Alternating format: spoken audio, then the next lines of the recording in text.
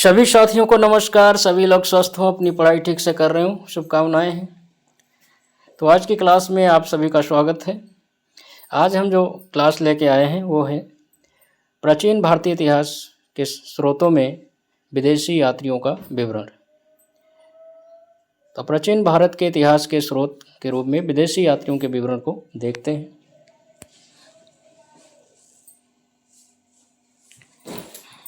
विदेशी यात्रियों के विवरण। विदेशी यात्रियों एवं लेखकों के विवरण से भी हमें भारतीय इतिहास की जानकारी मिलती है और इसमें अनेक यूनानी, रोम, चीनी और अरबी फारसी लेखक सम्मिलित हैं। यूनान के प्राचीन लेखकों में टेसियस तथा हेरोडोटस के नाम प्रसिद्ध हैं। तो यूनान के जो प्राचीन लेखक हैं उसमें टेसियस और हेरोडोटस के नाम प्रसिद्ध हैं। टेसियस जो था ये ईरान का राजवैद्य था। तो टेसियस जो था ये ईरान का राजवैद्य था। हेरोडोटस को इतिहास का पिता कहा जाता है और उसने अपनी पुस्तक हिस्टोरिका में 5वीं सदी ईसा पूर्व के भारत और फारस के संबंध के विषय में वर्णन किया है। तो हेरोडोटस को इतिहास का पिता कहा जाता है और उसने अपनी पुस्तक हिस्टोरिका में 5वीं सदी ईसा पूर्व के भारत और फारस के संबंध का वर्णन किया है। आगे देखिए, सिकंदर के साथ आने वाले लेखक नियार्कस, आंशिक्रिटस, अरिस्टोबुलस। तो सिकंदर के साथ आने वाले लेखक नियार्कस, आंशिक्रिटस, अरिस्टोबुलस के विवरण प्रमाणिक हैं। सिकंदर के बाद के लेखों में 3 राजदूत जैसे कि मेगास्थनीज, डाइमेकस और डायनोसियस जो यूनानी शासकों द्वारा पाटलिपुत्र के मौर्य दरबार में भेजे गए थे। तो सिकंदर के बाद के लेखों में 3 राजदूत हैं, मेगास्थनीज हैं, डाइमेकस हैं, डायनोसियस हैं जो यूनानी शासकों द्वारा पाटलिपुत्र के मौर्य दरबार में भेजे गए थे। और सिकंदर के साथ आने वाले लेखक नियार्कस, आंशिक्रिटस और अरिस्टोबुलस हैं जिनके विवरण जो है प्रमाणिक हैं। आगे देखते हैं, इसमें मेगास्थनीज सेलुकस निकेटर का राजदूत था। इसमें जो मेगास्थनीज था या सेलुकस निकेटर का राजदूत था वह चंद्रगुप्त मौर्य के दरबार में आया था और उसने इंडिका नामक पुस्तक लिखी जो मौर्य युगीन समाज एवं संस्कृति के विषय में एक महत्वपूर्ण ग्रंथ है। तो मेगास्थनीज जो है सेलुकस निकेटर का राजदूत था। वह चंद्रगुप्त मौर्य के दरबार में आया था और उसने इंडिका नामक पुस्तक लिखी थी और जिससे मौर्य युगीन समाज और संस्कृति के विषय में महत्वपूर्ण जानकारी मिलती है। इंडिका जो पुस्तक है मेगास्थनीज की यह मूल रूप से उपलब्ध नहीं है। इसके अंश हमें एरियन, स्ट्रेबो और जस्टिन की पुस्तकों में मिलते हैं। तो इंडिका जो है वर्तमान में अपने मूल रूप में उपलब्ध नहीं है और इसके जो अंश हैं वो एरियन, स्ट्रेबो और जस्टिन की कृतियों में या पुस्तकों में मिलते हैं। आगे देखिए, डाइमेकस। तो डाइमेकस सीरियन नरेश अंतियोकस का राजदूत था जो बिंदुसार के दरबार में काफ़ी समय रहा। तो डाइमेकस सीरियन नरेश अंतियोकस का राजदूत था और जो बिंदुसार के दरबार में काफ़ी समय तक रहा था। डायनोसियस। तो डायनोसियस जो था यह मिस्र नरेश टालमी फिलाडेल्फस के राजदूत के रूप में अशोक के दरबार में आया था। तो डायनोसियस जो था यह मिस्र नरेश टालमी फिलाडेल्फस के राजदूत के रूप में अशोक के दरबार में आया था। आगे देखिए, पेरिप्लस ऑफ द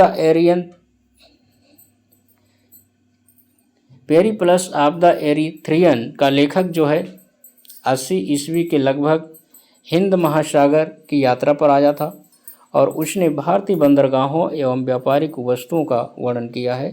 तो पेरिप्लस ऑफ द एरीथ्रियन का लेखक 80 ईस्वी के लगभग हिंद महासागर की यात्रा पर आया था और उसने भारतीय बंदरगाहों एवं व्यापारिक वस्तुओं का वर्णन किया है। आगे देखिए,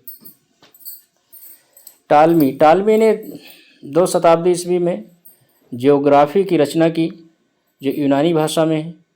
तो टालमी ने ज्योग्राफी की रचना की थी जो यूनानी भाषा में है।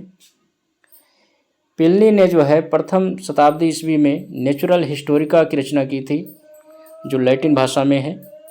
तो प्लिनी ने प्रथम शताब्दी ईस्वी में नेचुरल हिस्टोरिका की रचना की थी जो लैटिन भाषा में है। टालमी में 2 शताब्दी ईस्वी में जियोग्राफी की रचना की थी जो यूनानी भाषा में है। तो प्लिनी ने जो प्रथम शताब्दी ईस्वी में नेचुरल हिस्टोरिका की रचना की जो लैटिन भाषा में है, तो इस पुस्तक में भारतीय पशुओं, पेड़ पौधों, खनिज पदार्थों तथा भारत और इटली के बीच व्यापार की जानकारी मिलती है। तो प्लिनी की पुस्तक जो नेचुरल हिस्टोरिका है, इससे भारत और इटली के बीच व्यापार की जानकारी मिलती है। नेक्स्ट देखिए, अब है चीनी यात्रियों का विवरण। तो चीनी यात्रियों का विवरण जो है देख लेते हैं। चीनी यात्रियों के भारत आने का क्रम, सबसे पहले फायान, फिर शुंगयुन, फिर ह्वेनसांग आते हैं, इत्सिंग आते हैं, मातवानलिन आते हैं, फिर चाओजू को आते हैं। तो चीनी यात्रियों के भारत आने का ये जो है क्रम है और इसी क्रम में वो भारत पहुंचते हैं। फायान जो है या गुप्त नरेश चंद्रगुप्त द्वितीय विक्रमादित्य के दरबार में जिनका शासनकाल 375 से 415 था के दरबार में आया था। तो जो फायान है या गुप्त नरेश चंद्रगुप्त द्वितीय विक्रमादित्य के दरबार में आया था और उसने मध्य देश के समाज एवं संस्कृति का वर्णन किया है।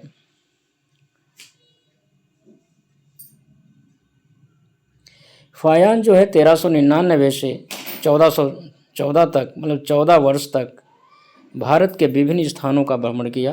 तो फायान ने जो है 14 वर्ष तक भारत के विभिन्न स्थानों का जो है भ्रमण किया था। फायान की जो रचना है, तो फायान की रचना फोको की। तो फायान ने फोकोकी की रचना की, जिसका मतलब है बौद्ध देशों का वृत्तांत।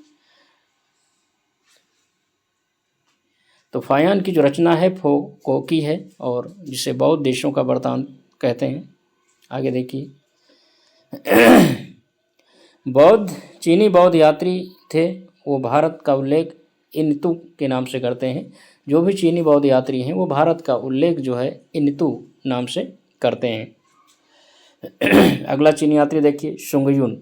तो शुंगयुन जो है ये 518 ईस्वी में आया था। उसने अपने 3 वर्ष की यात्रा में बौद्ध ग्रंथों की प्रतियां एकत्रित की थी।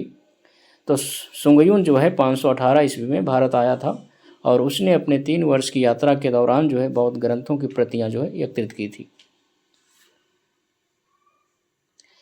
ह्वेनसांग, जिन्हें युआनचांग भी कहते हैं, तो ह्वेनसांग जिन्हें युआनचांग कहते हैं, ये सम्राट हर्षवर्धन के शासनकाल में 629 में भारत आए थे। ह्वेनसांग जो 16 वर्ष भारत में रहे। 6 वर्ष तक उसने नालंदा विश्वविद्यालय में अध्ययन किया था। तो ह्वेनसांग 16 वर्षों तक भारत में रहे और 6 वर्ष तक उन्होंने नालंदा विश्वविद्यालय में अध्ययन किया था।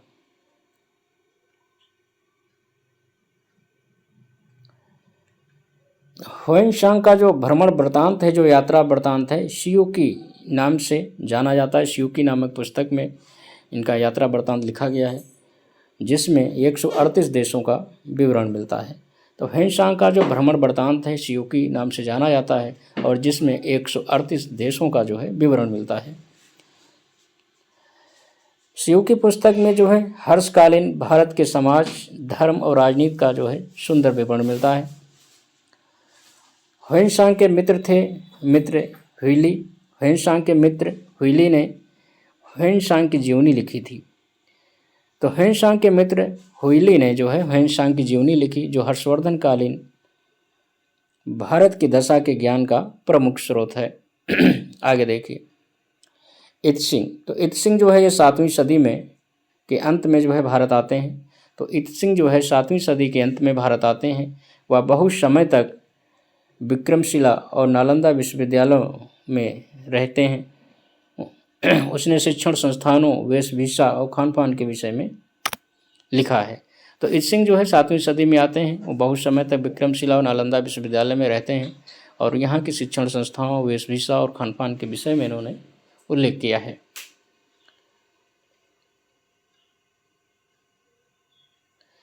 मातवानलिन ये भी चीनी यात्री हैं जो हर्ष के पूर्वी अभियान का इन्होंने उल्लेख किया है। तो मातवानलिन जो है चीनी यात्री हैं, इन्होंने हर्ष के पूर्वी अभियान का उल्लेख किया है।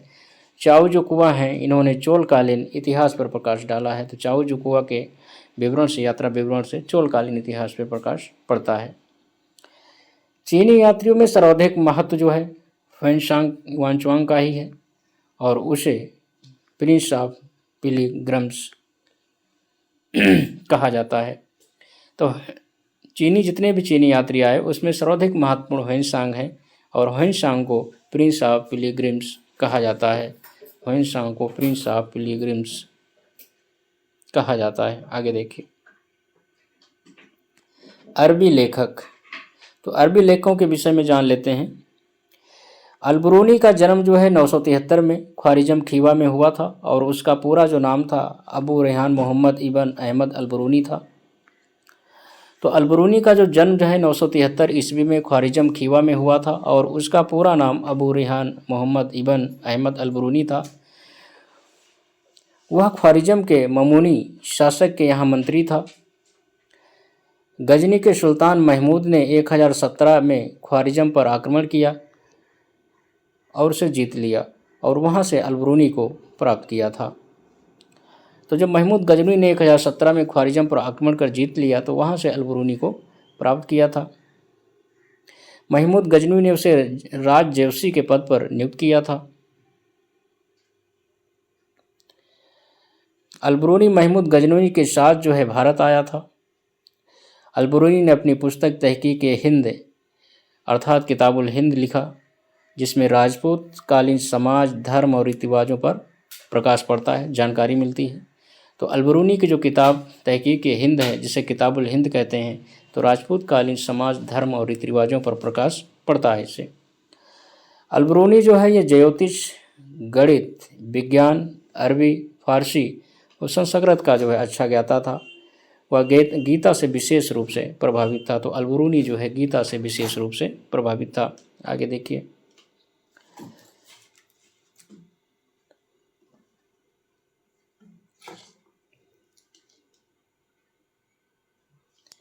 इबन खुर्दब। तो इबन खुर्दब जो 9वीं शताब्दी में हुए हैं, इनका ग्रंथ है किल्बुल मसालिक उल ममालिक। तो किल्बुल मसालिक उल ममालिक में जो है भारतीय समाज और व्यापारिक मार्गों का विवरण मिलता है। तो इबन खुर्दब का ग्रंथ किल्बुल मसालिक वल ममालिक में भारतीय समाज तथा व्यापारिक मार्गों का विवरण मिलता है।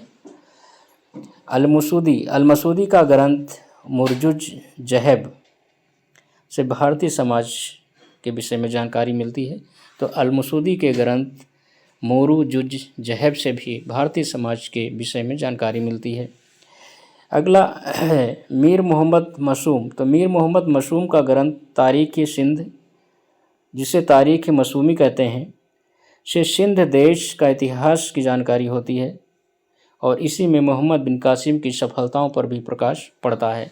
तो मीर मोहम्मद मासूम का ग्रंथ तारीख़ सिंध या तारीख़ मसूमी से सिंध देश का इतिहास ज्ञात होता है और इसमें मोहम्मद बिन कासिम की सिंध विजयों और उसकी सफलताओं पर प्रकाश पड़ता है। अगला देखिए, शेख अब्दुल हसन। तो शेख अब्दुल हसन की जो रचना है कमिल उत त्वारीख। तो शेख अब्दुल हसन की रचना कमिल उत त्वारीख से मोहम्मद गोरी के भारतीय विजय का वर्णन मिलता है। तो शेख अब्दुल हसन की कृति कमिल उत त्वारीख से मोहम्मद गोरी के भारतीय विजय का वृत्तांत मिलता है। अगला देखिए, मिन्हाजुद्दीन। तो मिन्हाजुद्दीन की रचना तबकात-ए-नासरी। मिन्हाजुद्दीन की रचना या मिन्हाजुद्दीन की रचना तबकात-ए-नासरी में मोहम्मद गोरी के हिंदुस्तान विजयों का विवरण मिलता है। तो मिन्हाजुद्दीन की रचना जो तबकात नासरी है, इसमें भी मोहम्मद गोरी की हिंदुस्तान विजय का विवरण मिलता है। शेख अब्दुल हसन की रचना कामिल उत त्वारीख में भी मोहम्मद गोरी के भारतीय विजय का वृत्तांत मिलता है। आगे देखिए, तिब्बती बौद्ध लेखक तारानाथ जो 12वीं शताब्दी में हुए, इन्होंने कंगयूर और तंगयूर ग्रंथ लिखा, जिससे भारतीय इतिहास की जानकारी मिलती है। तो तिब्बती बौद्ध लेखक तारानाथ जो 12वीं शताब्दी के ग्रंथ हैं कंगयूर और तंगयूर लिखा और इससे भारतीय इतिहास की जानकारी मिलती है।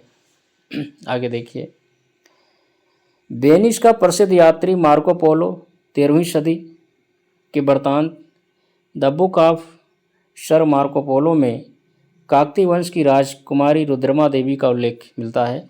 तो वेनिस का प्रसिद्ध यात्री मार्को पोलो, उसने जो अपना यात्रा वृत्तांत लिखा, the book of sir Marco Polo लिखा, जब book of sir Marco Polo लिखा, जिसमें काकतीय वंश की राजकुमारी रुद्रमा देवी का उल्लेख मिलता है। तो काकतीय वंश की राजकुमारी रुद्रमा देवी का उल्लेख जो है मार्को पोलो के यात्रा वृत्तांत the book of sir Marco Polo में मिलता है। अगला देखिए, सुलेमान की जो रचना है सिलसिला उत्वारीख। सुलेमान की रचना सिलसिला उत्वारीख में राजपूत राज्यों का वर्णन है। तो सुलेमान की रचना सिलसिला उत्वारीख में राजपूत राज्यों का वर्णन मिलता है। आगे देखिए, अल बिलादुरी। तो अल बिलादुरी की जो रचना है फुतुहल बुल्दान। अल बिलादुरी की रचना फुतुहल बुल्दान में भारत पर अरब आक्रमण का उल्लेख मिलता है। तो अल बिलादुरी की रचना फुतुहल बुल्दान में भारत पर अरब आक्रमण का वर्णन मिलता है। नेक्स्ट देखिए, अल मसूदी की रचना महियल जहान में प्रतिहार पाल और राजकुष्टों के संघर्ष का वर्णन मिलता है। तो अल मसूदी की जो रचना है महियल जहान, तो महियल जहान में जो है प्रतिहार पाल और राजकुंठ के प्रतिहार पाल राष्ट्रों के बीच संघर्ष का वर्णन मिलता है। मतलब त्रिपक्षीय संघर्ष या त्रिपक्षीय युद्ध का उल्लेख जो है अल मसूदी की रचना में जहान में मिलता है। तो इस प्रकार से हम लोगों ने प्राचीन भारत के स्रोतों में जो है विदेशी यात्रियों का विवरण देख लिया, चीनी यात्रियों का विवरण हम लोगों ने देख लिया है, अरबी लेखकों के विषय में हम लोगों ने जान लिया है। तो इस प्रकार से हम लोगों ने आज की क्लास में जो है प्राचीन भारतीय के जो स्रोत हैं जानकारी के, उन सारे कंप्लीट कर लिए हैं। देखने के लिए धन्यवाद। मेरे चैनल को सब्सक्राइब करें, शेयर करें, लाइक करें। मिलते हैं अगली क्लास में।